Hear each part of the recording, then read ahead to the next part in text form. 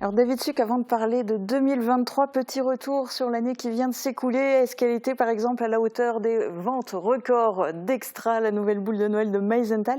Quel est le bilan que vous dressez de 2022 dans le Pays de Bitche? Vous savez, c'est un bilan qui est naturellement un bilan à la hauteur des espérances, mais qui est émaillé évidemment par un certain nombre de crises. Et donc je crois que 2022 est une année compliquée, mais c'est une année auquel nous avons su faire face de manière globale et générale au niveau de l'intercommunalité, au niveau du département, au niveau de la population. Et on a essayé dans chacune de nos décisions d'apporter les meilleures réponses qui peuvent améliorer, faciliter le quotidien de nos concitoyennes et de nos concitoyens. Alors ça fait partie de leur quotidien. Vous venez de voter en conseil communautaire une vaste étude à l'échelle du territoire du Pays de Bitche. 2023, année de la mobilité? Année de la mobilité, année du développement, année de la solidarité, puisque la question de la mobilité est une question importante partout sur les territoires et je crois que le Pays de Bitche a besoin évidemment de trouver une mobilité accrue parce que la mobilité favorise le développement, la mobilité crée la richesse et puis surtout le Pays de Bitche a besoin de retrouver des offres de mobilité collectives. Et donc on a délibéré pour cette étude globale qu'on fera avec les intercommunalités voisines, que ce soit Sarreguemines ou que ce soit Niederbronn, avec en grande transparence à la fois avec le département et la région. Et puis, je crois que c'est important de le rappeler aussi, la communauté de communes avait pris la compétence mobilité, puisque à côté de ça, nous avons besoin d'organiser les mobilités au niveau du Pays de Bitche pour permettre à des populations d'être véhiculées, d'être déplacées. La question de la mobilité douce, qui est une question importante sur laquelle nous travaillons. Et puis, je crois que 2022 a aussi été l'année de l'engagement sur un certain nombre de grands sujets. On aurait pu l'aborder tout à l'heure. Nous avons réorganisé le ramassage des ordures ménagères. Je crois que c'était un dossier important sur lequel nous travaillons de manière importante.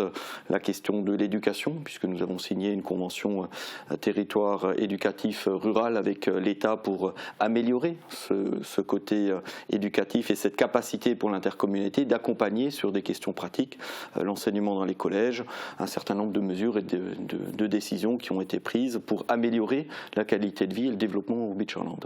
Alors ça va sans doute pas être possible de tous les citer, mais quelques-uns quand même. Quels sont les grands projets pour 2023 dans le Pays de Bitche? Vous savez, les grands projets sont ceux déjà qu'on a validés dans le contrat de territoire au travers du PTRTE. On a organisé un certain nombre de réunions, on a mobilisé des centaines d'élus pour définir la stratégie, l'orientation du Pays de Bitche à horizon 2030-2040 sur les questions d'économie, sur les questions de mobilité, sur les questions culturelles. Et je crois qu'on est dans la déclinaison de ces projets-là, à la fois sur les questions sportives, je ne vais pas évoquer le stand de tir sur lequel nous travaillons, et au-delà de ces questions de la pratique sportive et de la pratique culturelle en milieu rural. Vous avez évoqué le site Verrier, je pourrais évoquer le site du Moulin des Schuller, je pourrais évoquer le Simserof, et donc on travaille sur ces dossiers qui sont des dossiers au long cours. Je crois que ce qui est important pour un territoire, c'est d'avoir une vision globale et générale à long terme, non pas sur la dimension du mandat, parce que ce serait complètement désuète. On est là dans une dimension globale, avec une volonté forte qui est de permettre à ce territoire de travailler avec des partenaires choisis, de travailler sur des questions particulières, puisque vous savez que le Pays de Bitche est un territoire particulier, que cela soit au niveau de la culture, que ce soit au niveau de l'économie, au travers des circuits courts, au travers de l'environnement, et je crois qu'on est dans cette lancée de manière générale. Il y a tout juste un an, début 2022, dans ce même exercice de style d'interview de début d'année, vous aviez beaucoup appuyé la volonté de tourisme et de structuration, d'organisation du Pays de Bitche comme destination touristique. Quelles ont été les avancées en 2022? Est-ce qu'il y en a eu? Vous avez Noël de Moselle qui a retenu le Pays de Bitche à côté de Metz avec deux autres localités comme une des destinations fortes. Et lorsqu'on parle de Noël de Moselle, vous avez pu découvrir évidemment toutes les festivités que nous avons organisées à Bitche, à Meisenthal, à Lemberg. Et donc évidemment, il y a eu des avancées fortes. Ce sont des dizaines de milliers de personnes qui se sont déplacées. Vous avez évoqué la boule. On pourrait évoquer évidemment toutes ces manifestations qui permettent à ce territoire d'organiser une vraie destination sur la période de Noël. Et s'il y a eu des avancées, je crois qu'il suffit de tendre l'oreille à l'égard des hôteliers restaurateurs, à l'égard de celles et ceux qui organisent ensuite des éléments de consommation pour se rendre compte évidemment que la destination de Noël au Beacherland est une destination qui compte dans le paysage mosellan. Je crois que c'est important de le rappeler. Le deuxième point, je crois que lorsqu'on travaille sur une boutique éphémère qui a été la première la première réduction l'an dernier, et qu'avec cette crise économique et cette crise sociale, on prend la décision de le réorganiser et qu'il y a plus de chiffre d'affaires et plus de fréquentation, on a la démonstration que lorsque le territoire se mobilise, lorsque le territoire dans sa cohérence vend les savoir-faire locaux et vend évidemment les produits locaux, les clients et la population étaient au rendez-vous. Alors on arrive à attirer les touristes, mais pas forcément suffisamment les habitants. L'INSEE vient de dévoiler ses nouveaux chiffres, arrêtés à 2020. Le Pays de Bitche affiche une baisse de population de 4,4% avec une perte de 1145 habitants. Vous en dites quoi? Est-ce qu'il faut inverser la tendance ou est-ce que de toute façon, il n'y a pas besoin d'être forcément plus nombreux? Et si vous vouliez inverser la tendance, comment faire à la fois pour éviter que des habitants actuels déménagent et aussi pour attirer de nouveaux habitants et notamment des jeunes? Vous savez, la qualité de l'INSEE, c'est de mettre une photographie sur le moment. Cela relève évidemment d'un exercice important mais qui reste théorique, et je crois que lorsqu'on sait aujourd'hui les questions de démographie de manière globale, que ce soit en Moselle ou que ce soit en France ou dans les territoires ruraux, de manière générale les territoires ruraux ont des difficultés à maintenir la population. Quelles sont les décisions qui sont mises en œuvre par les élus depuis quelques années déjà? C'est de travailler sur l'attractivité. Lorsqu'on parle du haut débit, lorsqu'on parle de la mobilité, lorsqu'on parle de la culture, lorsqu'on parle du sport, lorsqu'on parle évidemment par exemple de la convention territoriale globalisée que nous avons signée avec la CAF, cela vient renforcer l'attractivité du territoire. Et je crois qu'il faut se donner rendez-vous dans 5 ou 10 ans pour voir comment les choses ont évolué. Je crois que lorsqu'on peut mesurer évidemment aujourd'hui l'engouement du territoire à développer ces éléments d'attractivité, lorsqu'on regarde évidemment de manière très récente déjà le développement d'un certain nombre de communes qui sont plus proches de certains territoires qui ont des offres. Et ces offres-là, il faut aujourd'hui les organiser au sein du territoire du Beachland. Je crois qu'il ne faut pas organiser les offres dans les territoires autour et attendre évidemment que d'autres territoires se mobilisent. Il faut que chaque territoire dans la symbiose s'inscrive en complémentarité avec Sarreguemines, avec Niederbronn, avec le pays de la Petite Pierre, avec cette volonté forte du département et de la région de développer ces offres partout sur le territoire. On aurait pu évoquer évidemment la question de l'enseignement, des métiers d'art, en tout cas la collectivité, que ce soit l'intercommunalité, les communes, le département et la région, se mobilisent depuis un certain temps déjà sur ces questions d'attractivité. Force ensuite est de constater que l'intercommunalité depuis quelques années prend des décisions importantes. Depuis 2 ans, nous prenons des décisions très importantes sur la question de la santé. Nous avons pris la compétence, nous venons de valider un contrat local de santé, tout ça pour accompagner aujourd'hui des offres, et vous l'avez évoqué dans votre JT tout à l'heure, des offres complémentaires. Et donc les résultats de l'INSEE, c'est un non-événement. Je crois que chaque maire, chaque élu, chaque population peut pouvoir mesurer évidemment la tendance de son territoire. Donc il n'y a rien de neuf sous le soleil. Tout autre sujet, inflation, augmentation des prix des matières premières, hausse des coûts de l'énergie. Les artisans souffrent particulièrement, les entreprises aussi. Alors la CCPB a-t-elle des leviers d'action pour les soutenir? Vous avez par exemple déjà créé J'achète Beachland, mais est-ce qu'il y a d'autres coups de pouce prévus ou possibles? Nous intervenons depuis 2 ans dans les subventions en matière d'investissement des artisans commerçants. La communauté de communes a mobilisé 100 000 euros pour apporter évidemment son soutien à l'investissement. C'est un premier point.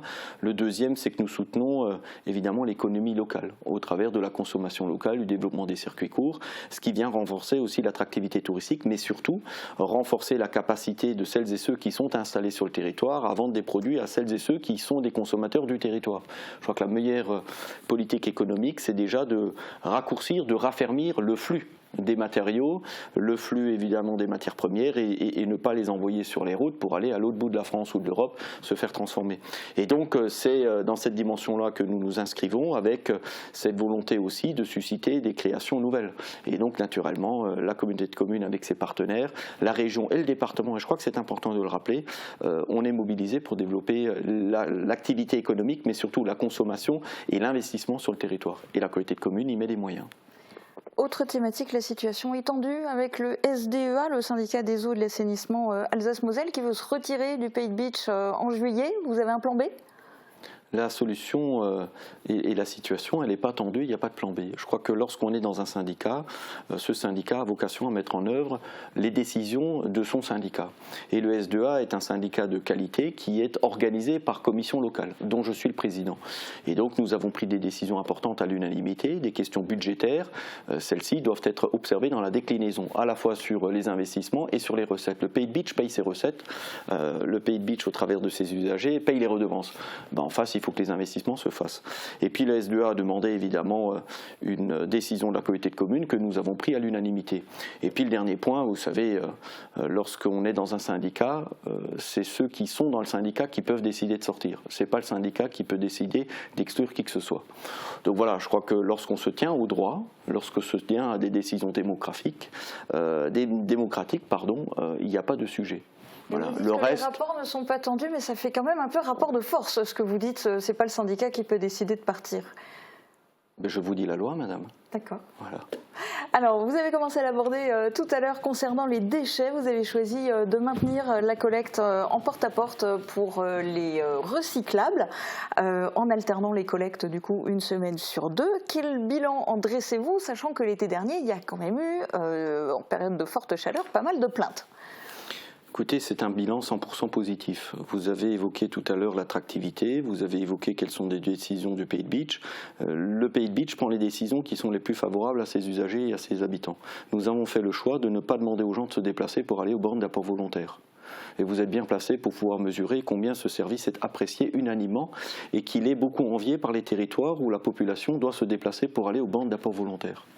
Le deuxième point, on a souhaité évidemment faire du circuit court et faire des questions d'environnement les questions prioritaires. C'est pour ça que le Pays de Bitche essaye de gérer les ordures et les déchets au plus près du lieu de production.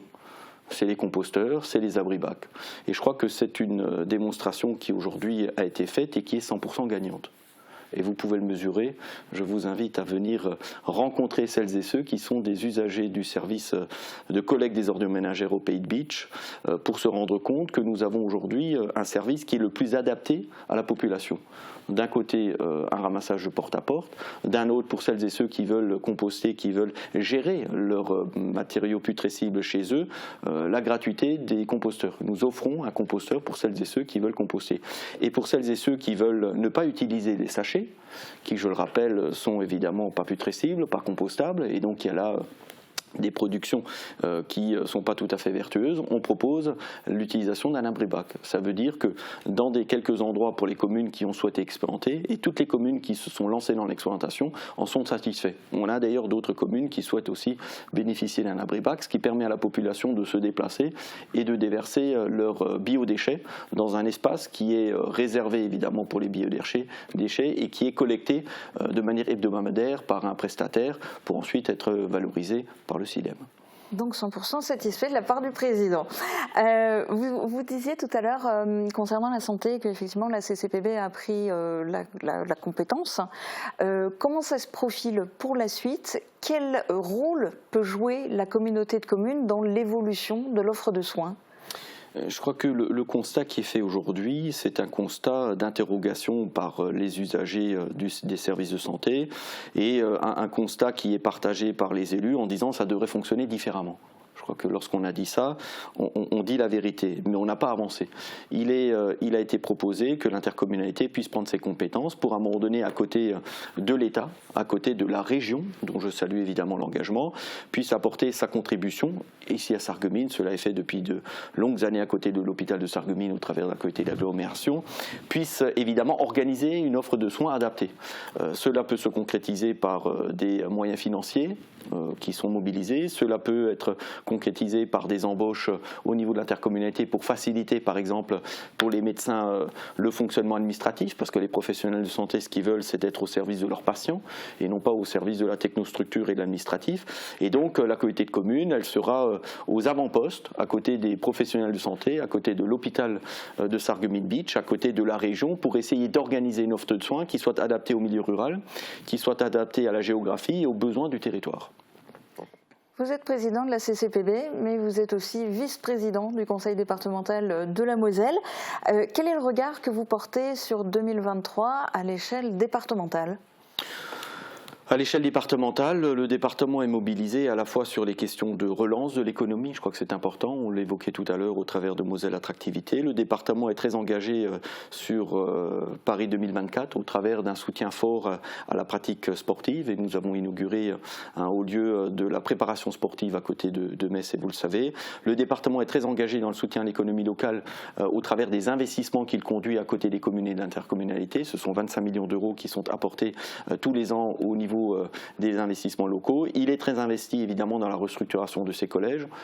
Ce sont de nombreux collèges qui vont être reconstruits et je crois que le département reste cette collectivité de proximité au service des Mosellanes et des Mosellans puisque avant tout, et je crois que c'est important de le rappeler, puisque c'est une richesse du département, le département c'est la collectivité des solidarités au travers du RSA, au travers des allocations individuelles, au travers de la protection de l'enfance et donc le département s'engage fortement pour que 2023 puisse être une année de solidarité et puis une année aussi où celles et ceux qui veulent, je crois que c'est important de le dire parce que beaucoup souhaitent retrouver la voie du travail, puissent avoir une lueur bienfaisante pour leur permettre de retrouver un emploi. Et même pour le mot de la fin, il vous reste 1 minute pour conclure cet entretien en vous adressant directement aux téléspectateurs de Mosaïque Cristal. Qu'est-ce que vous avez envie de leur dire en ce début d'année? J'ai envie de leur dire naturellement que je leur souhaite une bonne santé, parce que lorsqu'on a la santé, tout est possible. Leur dire qu'ils doivent garder l'espérance. Leur dire aussi que dans cette société, on a besoin de plus de solidarité et plus d'engagement individuel. Je crois qu'on ne peut rien attendre d'en haut. C'est chacun à son niveau, à sa responsabilité, à sa mesure de s'engager pour construire une année 2023 plus rayonnante. Leur dire évidemment que l'intercommunalité pour le Pays de Bitche ou le département pour le territoire de manière globale resteront des collectivités de proximité et que leurs élus restent des élus fiers de les servir, fiers de s'engager et que pour ce qui me concerne avec Sophie Pastor et l'ensemble de l'équipe communautaire, on est fiers du Pays de Bitche et de ce que fait la communauté de communes, de ce que fait le département et on est avant tout fiers de pouvoir servir ces populations qui ont besoin d'avoir des élus engagés, responsables et profondément fiers des responsabilités qu'ils exercent. Eh bien, merci d'avoir été mon invité aujourd'hui et bonne année et meilleurs vœux à vous aussi. Meilleurs vœux à toutes et à tous.